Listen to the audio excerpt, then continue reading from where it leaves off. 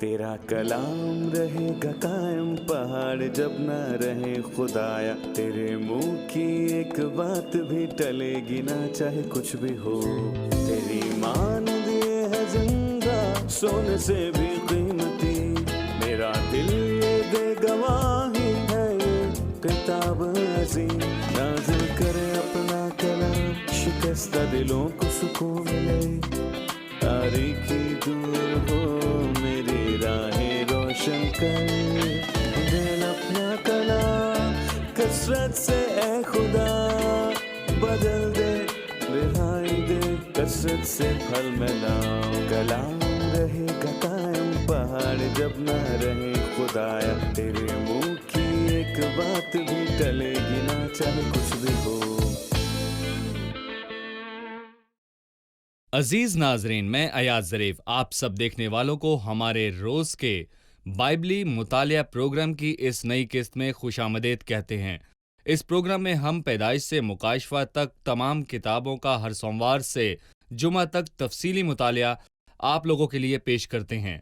इस मुताले में हम खुरूज की किताब के 33वें और 34वें बाब पर पहुंचे हैं, जो कि बाइबल मुकद्दस की दूसरी किताब और मूसा की 5 किताबों में से दूसरी किताब है। मैं आपको याद दिलाना चाहता हूं कि पिछली किस्त में हम 32वें बाब में लोगों के गुनाह का मुतालिया कर रहे थे। जब मूसा पहाड़ पर गया हुआ था, उन्होंने वहां पर बछड़ा बना लिया और उसकी परस्तिश शुरू कर दी। और आज हम इस बड़े गुनाह के नताइज और खुदावंद के रद्द अमल का और इस गुनाह के बाद लोगों की तवज्जो का भी जायजा पेश करेंगे। लेकिन प्रोग्राम के आगाज में मैं खुदा के खादिम भाई यूसुफ रियाज को स्टूडियो में खुशामदीद कहूंगा। बहुत शुक्रिया भाई। साथ ही स्टूडियो में मौजूद दीगर मेहमानों को भी खुशामदीद। भाई यूसुफ, मैं 33वें बाब और 34वें बाब के आगाज से पहले मैं 32वें बाब की आखिरी आयत पर कुछ कहना चाहूंगा। उसकी 30वीं आयत से मैं चंद आयत पढ़ूंगा, फिर मैं आपसे सवाल पूछूंगा। और दूसरे दिन मूसा ने लोगों से कहा कि तुमने बड़ा गुनाह किया और अब मैं खुदावंद के पास ऊपर जाता हूं, शायद मैं तुम्हारे गुनाह का कफारा दे सकूं। और मूसा खुदावंद के पास लौट कर गया और कहने लगा, हाय, इन लोगों ने बड़ा गुनाह किया कि अपने लिए सोने का देवता बना लिया, और अब अगर इनका गुनाह माफ कर दे तो खैर, वरना मेरा नाम इस किताब में से जो तूने लिखी है मिटा दे। और खुदावंद ने मूसा से कहा कि जिसने मेरा गुनाह किया है मैं उसी के नाम को अपनी किताब में से मिटाऊंगा। अब तू रवाना हो और लोगों को उस जगह ले जा जो मैंने तुझे बताई है। देख, मेरा फरिश्ता तेरे आगे आगे चलेगा, लेकिन मैं अपने मुतालबे के दिन उनको उनके गुनाह की सजा दूंगा। और खुदावंद ने उन लोगों में मरी भेजी, क्योंकि जो बछड़ा हारून ने बनाया वो उन्हीं का बनवाया हुआ था।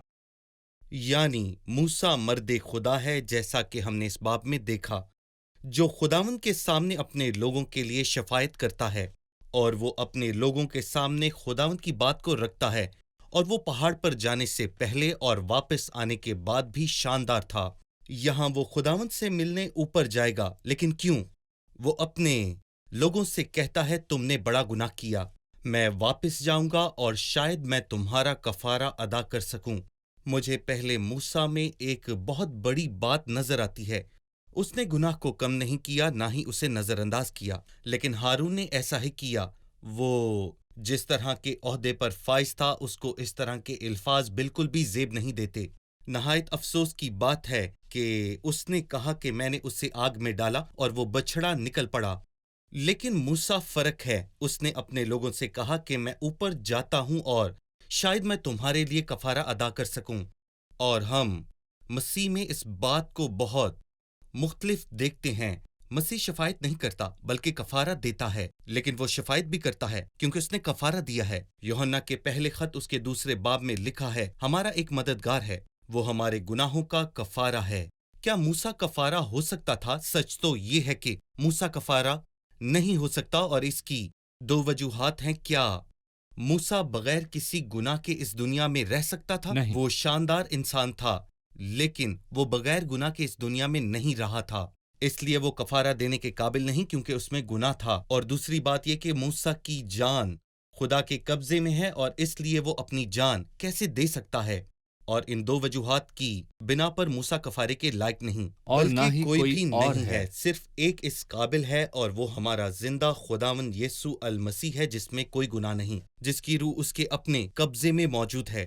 اور اس لیے خداوند نے موسیٰ سے کہا کہ ایسا نہیں چلے گا، جس نے گناہ کیا اس کا نام میں اپنی کتاب سے نکال دوں گا۔ لیکن یہاں ہم موسیٰ کی قربانی کو دیکھتے ہیں۔ وہ قربان ہونے کو تیار تھا کہ اپنے لوگوں کے لیے جان دے، اور پالوس بھی تیار تھا کہ اپنی ابدیت کے لوگوں کی خاطر جان دے۔ لیکن نہ موسیٰ اور نہ ہی پالوس اور نہ ہی کوئی اور اس لائق ہے۔ صرف ایک شخصیت ہے جس نے ہمارے لیے کفارہ دیا، اور وہ اپنے باپ کے پاس ہے اور ہمارے لیے شفاعت کرتا ہے۔ آگے بڑھنے سے پہلے ایک سادہ سا سوال ہے، وہ کس کتاب کی بات کر رہا تھا کہ میرا نام اس کتاب سے نکال دے؟ میری رائے میں وہ زندگی کی کتاب تھی۔ میں زمین پر زندہ ہوں، لیکن میں ان لوگوں کے لیے اپنی زندگی کو قربان کرنے کے لیے تیار ہوں۔ میں ان کے لیے مرنے کو تیار ہوں۔ یقیناً یہ خواہش نیک ہے لیکن بیکار ہے۔ صحیح، یعنی ہمیں ان الفاظ میں جو کتاب حیات میں لکھا ہے فرق کرنا بالکل ہے، جس کا تعلق ہمیشہ کی زندگی سے صحیح۔ ہے۔ اس کتاب کے مطابق مجھے مرنا ہے تاکہ زندوں کی زمین پر مزید نہ رہوں۔ صحیح۔ 33ویں اور 34ویں باب کا مضمون کیا ہوگا؟ 33ویں اور 34ویں باب میں بالکل اسی طرح کے ایک بڑے گناہ کے نتائج کا ذکر ہے۔ گناہ لوگوں نے کیا، لیکن اس کے باوجود خدا ان کو ملک کنعان میں لے جانے سے انکار نہیں کرے گا، مگر وہ ان لوگوں کے ساتھ جانے کو تیار بالکل بھی نہیں تھا، کیونکہ وہ لوگ گردن کش تھے۔ لیکن ہم دیکھیں گے کہ موسیٰ ان تمام باتوں کو مد نظر رکھتے ہوئے خدا سے اصرار کرے گا کہ وہ ان لوگوں کے ساتھ جائے، کیونکہ وہ لوگ گردن کش تھے، اور اس لیے خداوند بھی ان سے کہتا ہے میں تمہارے ساتھ نہیں جا سکتا، کہیں تم فنا نہ ہو جاؤ۔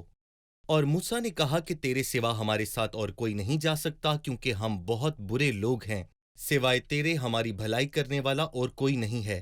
اور یہ سچ ہے کہ یہ وہ شخص ہے جو خدا کی راہوں کو جانتا ہے۔ اور زبور 103 میں وہ کہتا ہے اس نے اپنی راہیں موسیٰ پر اور بنی اسرائیل پر اپنے کاموں کو ظاہر کیا۔ یہ کتنا بڑا فرق ہے، اسرائیلی جو خدا کے کاموں کو جانتے تھے اور موسیٰ جو کہ خداوند کی راہوں کو جانتا تھا۔ صحیح۔ 33ویں باب کی پہلی سے چھٹی آیت میں لکھا ہے کہ خداوند اپنا وعدہ دوبارہ دہراتا ہے کہ وہ انہیں ملک میں پہنچائے گا اور ملک ان کو میراث کے طور پر دے گا۔ لیکن 5ویں آیت میں وہ کہتا ہے کیونکہ خداوند نے موسیٰ سے کہہ دیا تھا کہ بنی اسرائیل سے کہنا کہ تم گردن کش لوگ ہو، اگر میں ایک لمحہ بھی تیرے بیچ میں ہو کر چلوں تو تجھ کو فنا کر دوں گا، سو تو اپنے زیور اتار ڈال تاکہ مجھے معلوم ہو کہ تیرے ساتھ کیا کرنا چاہیے۔ بنی اسرائیل ہورا پہاڑ سے لے کر آگے آگے اپنے زیوروں کو اتارتے رہے، لہٰذا زیور اتارنے کا کیا مطلب ہے اور اس کی اہمیت کیا ہے؟ یہ سچ ہے کہ زیورات کو اتارنے کا مطلب یہ ہے کہ جو کوئی ان کو پہنتا ہے وہ اور ان پر خوش ہوتا ہے۔ فخر کرتا ہے، وہ اپنے آپ سے خوش ہوتا ہے، اور عیدیں خوشی کا موقع تصور کی جاتی ہیں۔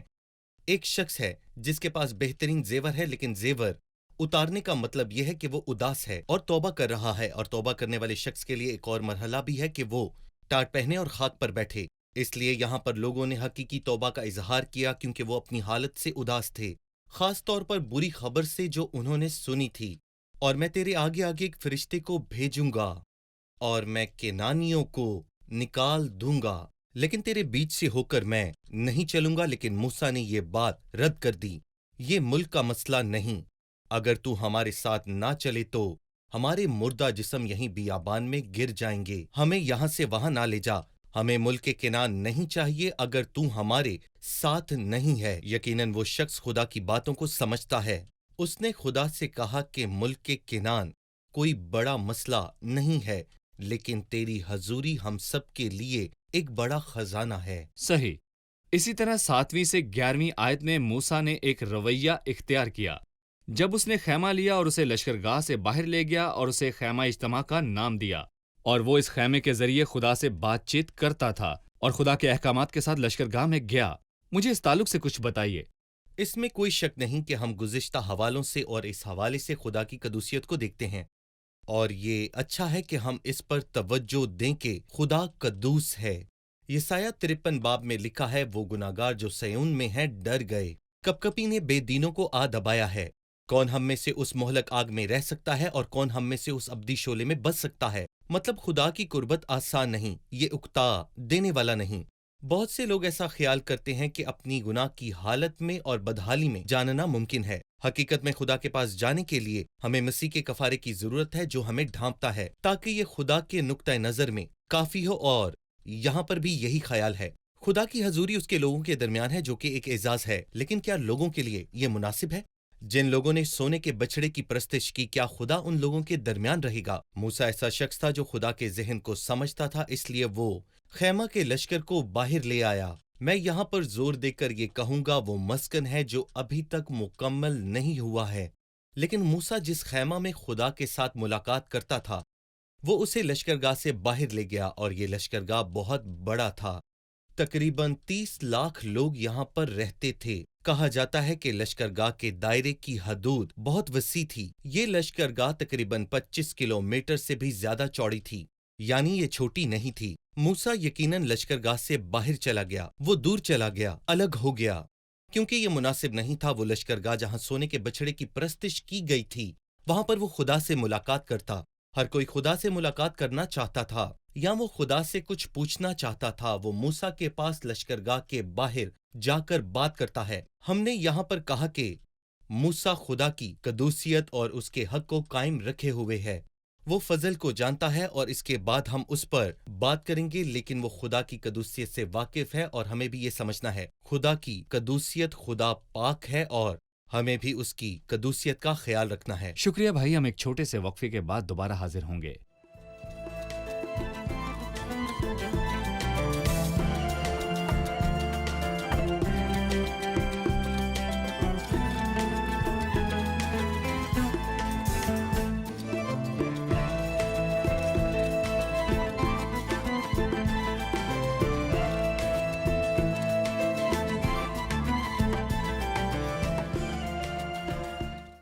تینتیسویں باب کی دوسری آیت، خداوند موسیٰ کو جواب دیتا ہے کہ میں تیرے آگے آگے ایک فرشتہ بھیجوں گا۔ 12ویں آیت میں خداوند نے موسیٰ سے کہا، دیکھ تم مجھ سے کہتا ہے کہ ان لوگوں کو لے چل، پر مجھے نہیں بتایا کہ کس کو میرے پاس بھیجے گا، اور یہ فرشتہ کون ہے اور یہ سوال کیوں کرتا ہے؟ اس بارے میں ذرا ہمیں سمجھا دیجیے۔ جی بھائی۔ میرے خیال سے موسیٰ کے لیے غیر معینہ مدت کے لیے فرشتے کافی نہیں اور نہ ہی قابل قبول تھے۔ موسیٰ جس پر خدا ایک جھاڑی میں ظاہر ہوا، اس نے کہا قریب آ، میں تجھے بھیجوں گا تاکہ لوگوں کو چھڑا لائے جنہوں نے میرے لیے گیت گایا۔ اور خروج 15 میں ایک شاندار گیت گایا، تو نے اپنی رحمت سے ان لوگوں کی جن کو تو نے خلاصی بخشی رہنمائی کی، اور اپنے زور بازو سے تو ان کو اپنے مقدس مکان میں لے چلا ہے۔ تو ان کو وہاں لے جا کر اپنی میراث کے پہاڑ پر لگائے گا، اور تو ان کو اسی جگہ لے جائے گا جس جگہ پر تو سکونت کرے گا۔ گویا موسیٰ یہ کہہ رہا تھا کہ تیرے سوا ہمارے ساتھ کوئی سفر نہیں کرے گا، اور یہ بات چیت اگلی آیت میں واضح ہے کہ اگر تو ہمارے ساتھ نہ چلے تو ہمیں یہاں سے آگے نہ لے جا، کیونکہ یہ کیوں کر معلوم ہوگا کہ مجھ پر اور تیرے لوگوں پر تیرے کرم کی نظر ہے۔ کیا اسی طرح سے نہیں کہ تو ہمارے ساتھ ساتھ چلے؟ یعنی موسیٰ مضبوطی سے قائم تھا کہ صرف فرشتہ نہیں جو ہمارے ساتھ آگے راستہ صاف کرتا چلے، مطلب یہ کہ ہم چاہتے ہیں کہ تو ہمارے ساتھ ہو، ورنہ ہمیں اور کچھ نہیں چاہیے۔ موسیٰ مجھے پسند ہے کیونکہ وہ خداوند کو چاہتا تھا، جی، وہ اس کا ساتھ چاہتا تھا، وہ بہت خداوند کو اور زیادہ جاننا چاہتا تھا۔ اسی لیے وہ خداوند سے کہتا ہے، بس اگر مجھ پر تیرے کرم کی نظر ہے تو مجھ کو اپنی راہ بتا جس میں تجھے پہچان لوں، تاکہ مجھ پر تیرے کرم کی نظر رہے اور یہ خیال رہے کہ یہ قوم تیری ہی امت جی۔ ہے۔ وہ خداوند کو چاہتا ہے اور وہ خداوند کو جاننا چاہتا ہے، اور وہ اس کے صحیح، کرم کی نظر بالکل۔ چاہتا ہے، لوگوں کی نظر نہیں چاہتا، بلکہ خدا کے کرم کی نظر، تاکہ وہ خداوند کو جانے۔ اور خداوند نے اسے یقین دلایا اور کہا، میں تیرے ساتھ چلوں گا، تجھے آرام دوں گا۔ اور 18ویں آیت میں اور 33ویں باب کے آخر تک لکھا ہے کہ موسیٰ نے کہا، میں تیری منت کرتا ہوں، مجھے اپنا جلال دکھا دے۔ اس نے کہا، میں اپنی ساری نیکی تیرے سامنے ظاہر کروں گا، اور تیرے ہی سامنے خداوند کے نام کا اعلان کروں گا۔ میں جس پر مہربان ہونا چاہوں مہربان ہوں گا، اور جس پر رحم کرنا چاہوں رحم کروں گا۔ لیکن اس نے کہا، تو میرا چہرہ نہیں دیکھ سکتا، کیونکہ انسان مجھے دیکھ کر زندہ نہیں رہے گا۔ پھر خداوند نے کہا، دیکھ میرے قریب ہی ایک جگہ ہے، سو تو اس چٹان پر کھڑا ہو، اور جب تک میرا جلال گزرتا رہے گا میں تجھے اس چٹان کے شگاف میں رکھوں گا، اور جب تک میں نکل نہ جاؤں تجھے اپنے ہاتھ سے ڈھانکے رہوں گا۔ اس کے بعد میں اپنا ہاتھ اٹھا لوں گا اور تو میرا پیچھا دیکھے گا، لیکن میرا چہرہ دکھائی نہیں دے گا۔ میں موسیٰ کے خدا کے جلال کو دیکھنے کی خواہش اور خداوند کے جواب کے تعلق سے پوچھنا چاہوں گا۔ موسیٰ اب بھی شاندار ہے، وہ ایسا بندہ ہے جو خدا کے دل کے مطابق ہے۔ وہ خدا کے جلال کو دیکھنا چاہتا ہے۔ ہم دیکھتے ہیں کہ جب وہ خداوند سے کچھ کہتا ہے تو خداوند اسے منظور کرتا ہے، وہ زیادہ مانگتا ہے، اور میرے خیال سے ایسی چیزوں کا لالچ اچھا ہے۔ میرے خیال سے یہ خدا کے ذہن کے مطابق ہے، خدا دینا چاہتا ہے کیونکہ اس کی معموری سے ہم سب نے پایا ہے، یعنی فضل پہ فضل وہ دینا چاہتا ہے، لیکن ساتھ ہی وہ چاہتا ہے کہ ہم تیار ہوں اور اس کی تعریف کریں۔ اس گیت کے مطابق میرے پاس تمہارے لیے برکت ہے، صرف تمہیں مانگنا ہے۔ خداوند کو بس ایک ہی چیز روکتی ہے جب ہم اس کی تمنا نہیں کرتے۔ ہم اس کے بغیر سب کچھ چاہتے ہیں۔ وہ خدا کے جلال کو دیکھنا چاہتا تھا، لیکن یہ بات پرانے عہد نامے میں ناممکن تھی۔ میرا خیال یہ ہے کہ پرانے عہد نامے میں خدا کے جلال کو دیکھنا تو ناممکن تھا، لیکن اس نے اس کی پشت کو دیکھا۔ یسوع مسیح کے چہرے میں خدا کے جلال کو دیکھا ہے۔ یسوع جو کلام ہے اور جو مجسم ہوا اور ہمارے درمیان رہا، اور ہم نے اس کا ایسا جلال دیکھا جیسے باپ کے اکلوتے کا جلال، جو فضل اور سچائی سے معمور ہے۔ موسیٰ نے یہاں کیا خواہش کی اور ایوب نے 33ویں باب میں کیا کیا، اور مقدسین نے کیا خواہش کی، ہم نے اس بات کی خوشی کو محسوس کیا اور ابدیت تک ہم کرتے رہیں گے۔ یہاں ایک بات اور ہے، چونکہ تو مجھے دیکھنا چاہتا ہے، اور اس بات کا ایک حل اور ہے۔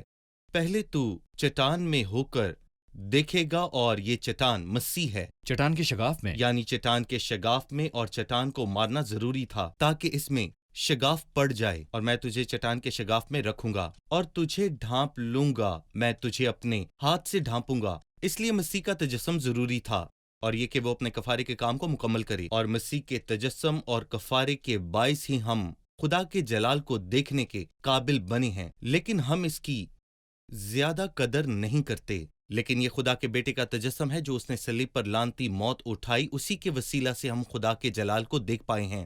کیا یہ ممکن بات ہے؟ اگر یہ سوال ہے تو اس کا جواب ہے جی ہاں، اور یہ جواب ہمیشہ رہے گا۔ یقیناً ہم سوچتے ہیں کہ دراصل یہ فضل کا منظر ہے، جی، بلکہ یہ اظہار کہ میں اپنی ساری نیکی تیرے سامنے ظاہر کروں گا۔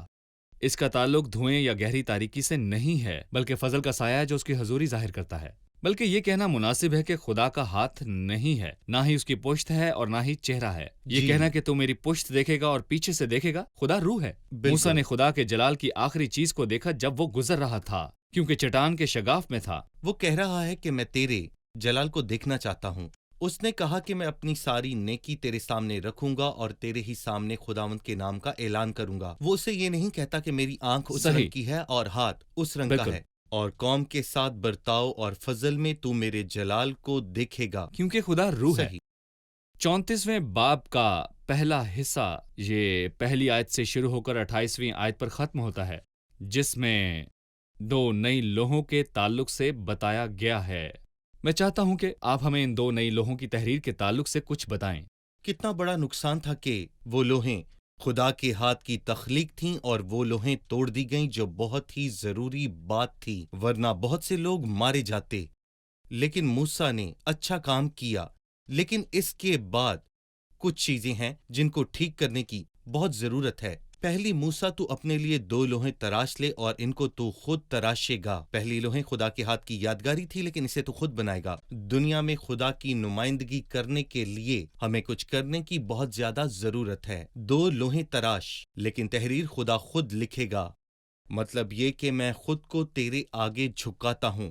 دونوں لوہوں کو تراشنے کے بعد میں خدا کی روح کے کام کے آگے جھکتا ہوں، تاکہ وہی جو لوہوں پر لکھا گیا تھا وہ میرے اندر لکھے۔ جی، خدا کے منصوبے میں کوئی تبدیلی نہیں۔ گویا خدا ایمانداروں میں مسیح کے عکس کو دیکھنا چاہتا ہے۔ آپ کو یاد ہے جب مسیح آسمان سے اترا تو وہ کس قدر پیارا اور کس قدر مہربان تھا۔ خدا ہم پر کچھ لکھنا چاہتا ہے، وہی خوبصورت تحریر وہ ہم پر لکھنا چاہتا ہے، اور اسی لیے ہمیں خدا کی نمائندگی کرنے کی ضرورت ہے۔ اور دوسری چیز، اس نے اسے عہد کا صندوق بنانے کے لیے کہا تھا۔ یہ عہد کا صندوق ہی نہیں بلکہ ایک خاص صندوق تھا، اور اس میں شریعت کی 2 لوہیں رکھی گئیں، کیونکہ اگر وہ لوگوں کو دی جاتیں تو وہ انہیں توڑ دیتے۔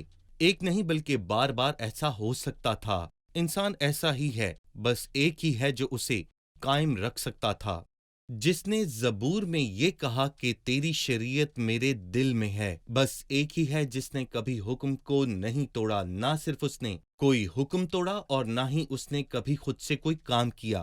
جب شیطان نے اسے بیابان میں آزمایا، ان پتھروں کو کہہ کہ وہ روٹی بن جائیں، کیا تو خدا کا بیٹا نہیں؟ اس نے اسے جواب دیا، مجھے میرے باپ سے کوئی ایسا حکم نہیں ملا کہ میں پتھروں کو روٹی بنا دوں۔ میں اپنے طور پر کچھ بھی نہیں کر سکتا، بلکہ میرا کھانا یہ ہے کہ میں اپنے بھیجنے والے کی مرضی کو پورا کروں۔ شکریہ، ہم ایک چھوٹے سے وقفے کے بعد دوبارہ حاضر ہوں گے۔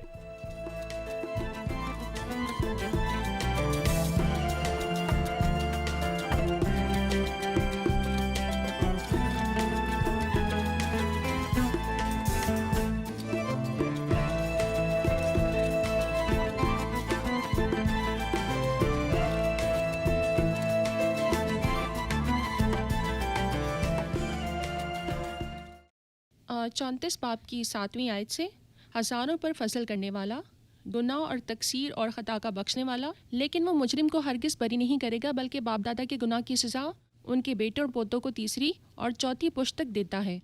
ٹھیک ہے، اگر باپ نے گناہ کیا ہے تو اس کے بیٹے اور پوتوں کا کیا گناہ ہے؟ جی بھائی، یہ بہت اچھا سوال ہے، میں اس کا جواب دوں گا، لیکن پہلے میں 7ویں آیت پر آپ کی توجہ دلانا چاہتا ہوں۔ گناہ اور تقصیر اور خطا کا بخشنے والا، لیکن وہ مجرم کو ہرگز بری نہ کرے گا۔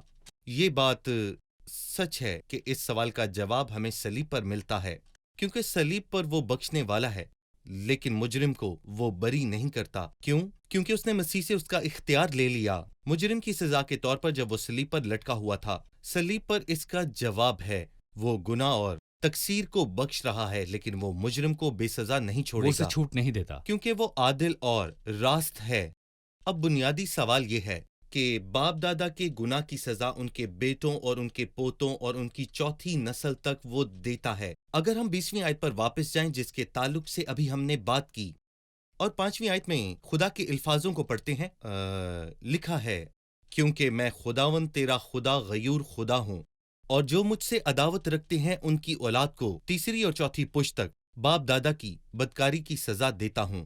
اس سوال کا جواب ہے جو مجھ سے عداوت رکھتے ہیں۔ اس لیے اگر بچے اور ان کے بچوں کے بچے اپنے باپ دادا کے نقش قدم پر چلیں اور بری راہوں پر چلیں، اس کا مطلب ہے کہ خدا ان کو ان کے باپ دادا کے گناہوں کی سزا دے گا، لیکن اگر وہ توبہ کریں تو خدا ان کو معاف کرے گا، بالکل انہی کی طرح جو ہزاروں لاکھوں ہیں جن کو خدا معاف کرتا اور ان پر رحم کرتا ہے۔ میرا ایک سوال ہے، شاید آج کل کے معاشرے میں یہ انسانی حقوق، انصاف اور رحم کے خلاف ہے، جیسا کہ 11ویں آیت میں کہا گیا ہے، جو حکم میں تجھے دیتا ہوں تو اسے یاد رکھنا، میں اموریوں اور کنانیوں اور ہتیوں اور فرزیوں اور ہویوں اور یبوسیوں کو تیرے آگے سے نکالتا ہوں۔ سو تو خبردار رہنا کہ جس ملک کو تو جاتا ہے اس کے باشندوں سے کوئی عہد نہ باندھنا، ایسا نہ ہو کہ وہ تیرے لیے پھندا ٹھہریں، بلکہ تو ان کی قربان گاہوں کو ڈھا دینا اور ان کے ستونوں کے ٹکڑے ٹکڑے کر دینا اور ان کی یسیرتوں کو کاٹ ڈالنا، کیونکہ تجھے کسی دوسرے معبود کی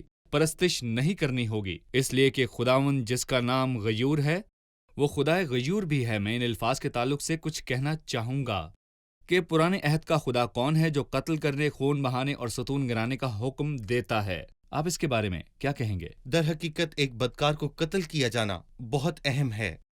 اگر ایک بدکار شخص جو لوگوں کو ڈراتا اور انہیں پریشان اور تنگ کرتا ہے، اگر وہ قتل کر دیا جائے تو ہم بہت خوش ہوں گے، بلکہ یہ خوشی کی بات ہے اور ہم خوش ہوں گے۔ قانون اور انصاف کا تقاضا پورا بالکل، ہوا۔ اس لیے نہیں کہ خدا خونی ہے اور تشدد کو پسند کرتا ہے، بلکہ وہ لوگ بدکار تھے اور وہ معاشرہ بہت ہی خطرناک تھا۔ یہ بالکل ایک ڈاکٹر کے جیسا ہے جو کہ جسم کے ایک حصے کو کاٹ دیتا ہے اور آپ یہ کہتے ہیں کہ ڈاکٹر صاحب یہ تو میرا بہت زیادہ قیمتی حصہ ہے جسے آپ نے کاٹ دیا ہے، لیکن ڈاکٹر کہتا ہے کہ یہ آپ کے باقی جسم کے لیے خطرہ ہے۔ بالکل اسی طرح کچھ لوگ ایسے ہوتے ہیں جو آپ کے معاشرے کے لیے بہت زیادہ خطرہ ہیں اور ان کا تباہ کیا جانا بہت زیادہ ضروری ہے، جیسا کہ مکاشفہ کے 11ویں باب میں لکھا ہے کہ زمین کے تباہ کرنے والوں کو تباہ کیا جائے، یہ ان کا انصاف ہے، اور یہ بھی لکھا ہے کہ خدا ایسا ضرور کرے گا۔ اور یہاں پرانے عہد نامے میں اس نے ایسا ہی کیا، اس نے یہ کیا کہ یہ لوگ بہت برے اور ناپاک تھے کہ 21ویں صدی میں ہم اس کا تصور بھی نہیں کر سکتے۔ افسوس یہ ہے کہ ہم آگاہی کے پہلے کے دور کی صدیوں میں واپس لوٹ گئے ہیں، لیکن خدا ان بدکار اور برے لوگوں کو تباہ کر کے اس دنیا کو چھڑانے والا ہے۔ میرا خیال ہے کہ یہ خدا کا رحم ہے، اور جب آپ 36واں زبور پڑھتے ہیں تو اس میں تقریباً 26 مرتبہ یہ دہرایا گیا ہے کہ تیری شفقت ابدی ہے، لیکن خدا نے بیسان کے بادشاہ کو مارا، لیکن اس کی شفقت ابدی ہے، لیکن وہ کسی کو بھی مار سکتا ہے، اور یہ خدا کا رحم ہے کہ وہ بدکار اور برے لوگوں کو مارتا ہے، لیکن اس کا پیار سب کے لیے یکساں ہے۔ ہم اپنے ناظرین کو یاد دلانا چاہیں گے کہ یہ لوگ جس ملک میں داخل ہوں گے یہ شروع ہی سے ان کا تھا، اور جو لوگ اس میں بسے ہوئے تھے وہ اس پر قبضہ کیے ہوئے تھے۔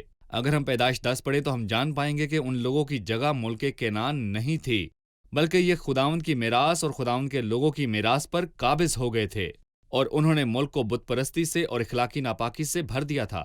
اس لیے ضروری تھا کہ خداوند اس ملک کو صاف کرتا اپنے لوگوں کے لیے، اور آئندہ وہ خبردار رہیں اور ان قوموں جیسے کام کرنے نہ لگ جائیں۔ لیکن افسوس کہ خدا کے لوگوں نے اس کی پرواہ نہ کی، اور وہ ناکام ہوئے اور ان پر آفتیں نازل ہوئیں۔ خدا کسی کی طرفداری نہیں کرتا۔ صحیح۔ 29ویں آیت سے باب کے آخر تک ایک اور صورتحال کے تعلق سے بات کی گئی ہے، اور یہ نہایت شاندار منظر ہے۔ موسیٰ پہاڑ پر ہے اور اس کے چہرے کی جلد خداوند کے حضور چمکنے لگی۔ آپ کیا کہیں گے؟ کسی نے اس حوالے کی تفسیر کر کے کہا کہ ٹوٹا دل اور چمکتا چہرہ، ٹوٹا ہوا دل موسیٰ کا ہے، اور جو کچھ لوگوں نے موسیٰ کے ساتھ کیا میرا خیال ہے وہ اسے کبھی نہیں بھول سکا۔ لیکن خداوند کے پاس بیٹھنے کے بعد جب وہ پہلی دفعہ نیچے آیا تو اس کا چہرہ پریشان تھا۔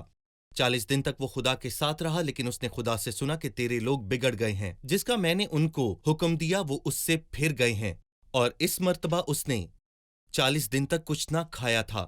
لیکن جب وہ واپس آیا تو وہ کھڑا بھی نہ ہو سکتا تھا، لیکن اسرائیل کے لوگ اس کے چہرے کا جلال دیکھ نہ سکتے تھے۔ میں ان 3 آیات کے درمیان ایک تعلق جوڑنا چاہوں گا۔ اس کا چہرہ چمک رہا تھا ان باتوں کی وجہ سے جو موسیٰ خدا سے کرتا تھا، اور 29ویں آیت میں لکھا ہے، اسے خبر نہ تھی کہ خداوند کے ساتھ باتیں کرنے کی وجہ سے اس کا چہرہ چمک رہا تھا، کیونکہ وہ خداوند کے سامنے بیٹھا رہا اور اس نے خداوند سے باتیں کیں۔ اور 34ویں آیت میں دوبارہ لکھا ہے کہ جب موسیٰ خداوند کے سامنے جاتا تو باہر آنے کے وقت تک اپنے نقاب کو اتار رہا تھا، اور لکھا ہے کہ جب تک موسیٰ خداوند سے باتیں کرنے نہ جاتا وہ اپنے منہ پر نقاب ڈالے رکھتا۔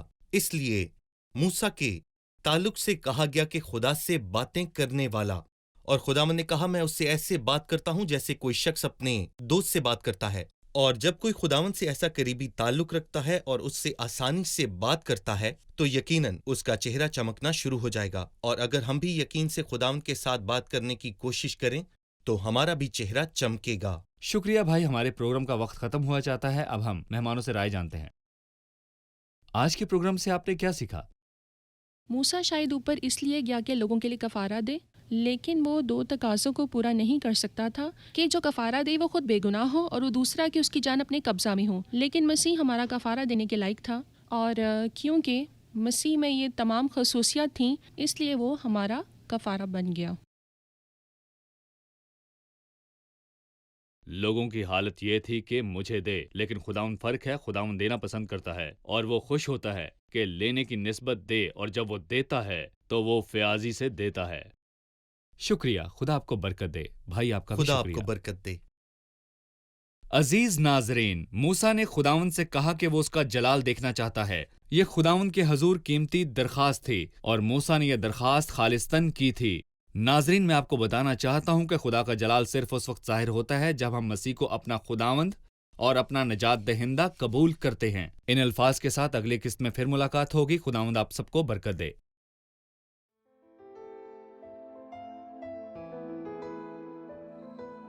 تیرا کلام رہے گا قائم، پہاڑ جب نہ رہے خدایا، تیرے منہ کی ایک بات بھی ٹلے گی نہ چاہے کچھ بھی ہو۔ تیری مانند یہ ہے زندہ سونے سے بھی قیمتی، میرا دل یہ دے گواہی ہے یہ کتاب عظیم، نازل کرے اپنا کلام، شکستہ دلوں کو سکون ملے، تاریکی دور ہو میری راہیں روشن کر، دل اپنا کلام کثرت سے اے خدا بدل دے، رہائی دے کثرت سے پھل ملاؤ، کلام رہے گا قائم، پہاڑ جب نہ رہے خدایا، تیرے منہ کی ایک एक बात भी टलेगी ना चाहे कुछ भी हो